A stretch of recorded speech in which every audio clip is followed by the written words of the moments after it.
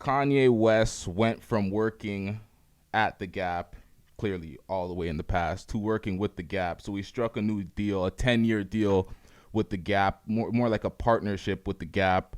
And it's cool and all for him and for the Gap. It's going to grow their brands respectively. But at this point, I felt like Kanye should have started his own Yeezy store, Yeezus store, whatever he wants to call it, and have his own brand, have his own clothing store, because I felt like that would have been I feel like that would have been successful, and it would have been better for branding, because I ain't going to go shop at the Gap, and I know a bunch of niggas ain't going to go shopping at the Gap. They're looking at the Gap like, this ain't for us. If you don't get that bullshit out This of is my alternative face, clothes. This is, you know what I mean? This is not really it. So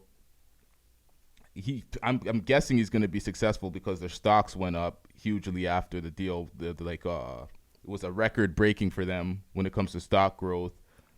But like, it's a good move, I guess, but I just feel like there is better moves for ownership for yourself instead of partnership, because at the end of the day, black folks, we don't own enough. We don't have our own anything really. We have, obviously there's black owned stores and black owned things, but when it comes to at a certain level, I felt like Kanye could have been that guy to own his own shit, because like, Jordan brand, Jordan has his own shit, but not really. It's under Nike. A lot of the shit is under some other shit.